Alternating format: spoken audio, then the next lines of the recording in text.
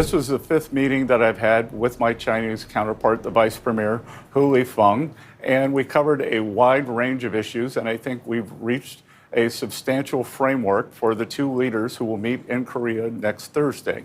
So, on the table, the president had given me maximum leverage when he threatened 100% tariffs if the Chinese imposed their rare earth global export controls. So I think we have averted that so that the tariffs will be averted. The U.S. has reached a framework agreement with China to avoid imposing an additional 100% tariff on Chinese imports, U.S. Treasury Secretary Scott Bessent said in interviews this morning.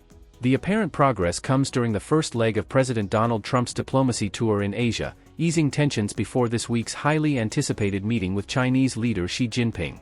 Bessent said talks on the sidelines of the ASEAN Summit in Kuala Lumpur had eliminated the threat of Trump's 100% tariffs on Chinese imports starting November 1st. This was the fifth meeting that I've had with my Chinese counterpart, the Vice Premier, Hu Lifeng, and we covered a wide range of issues, and I think we've reached a substantial framework for the two leaders who will meet in Korea next Thursday. So, on the table, the president had given me maximum leverage when he threatened 100% tariffs if the Chinese imposed their rare earth global export controls. So I think we have averted that so that the tariffs will be averted. And we have a regular quarterly meeting with the Chinese. It was scheduled for November 10th.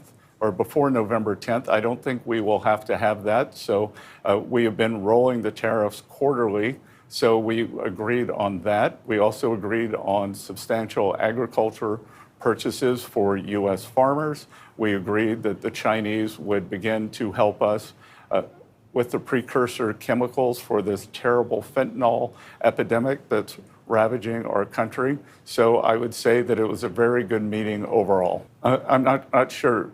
What you meant is they had threatened to put a global export licensing regime, and I believe that they are going to delay that for a year while they re-examine it. Trump and Xi are due to meet on Thursday on the sidelines of the Asia-Pacific Economic Cooperation (APEC) Summit in Gyeongju, South Korea, to sign off on the terms. While the White House has officially announced the highly anticipated Trump-Xi talks, China has yet to confirm that the two leaders will meet. China's Li Chenggang said the two sides reached a preliminary consensus and will next go through their respective internal approval processes. Friends from the press, good afternoon. Thank you very much for your continued attention to China-US trade and economic consultations. First of all, I would also like to thank our host, the Malaysian government, for the warm hospitality and meticulous arrangement they accorded to us.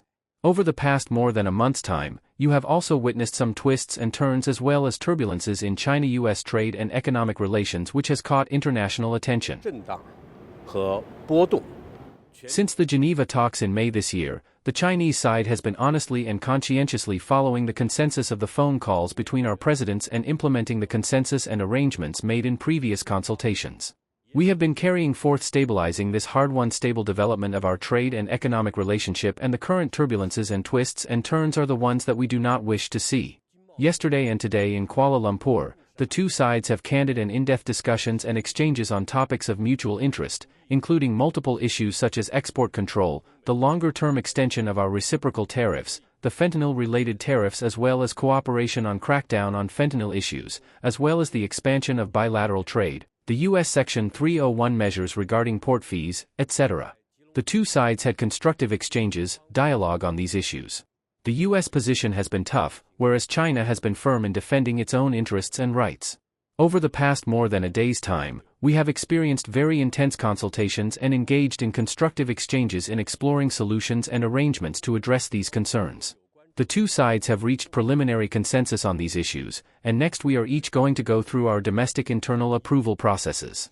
And following this round of consultations, the two sides come to or continue to realize the importance of a stabilized China-US trade and economic relationship, which is good for both China and the United States, good for the world as well.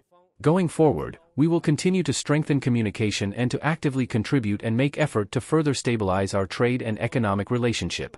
I would like to add that in the process of our consultation, Our two teams have always been respecting each other and the consultation has been conducted in an equal-footed manner.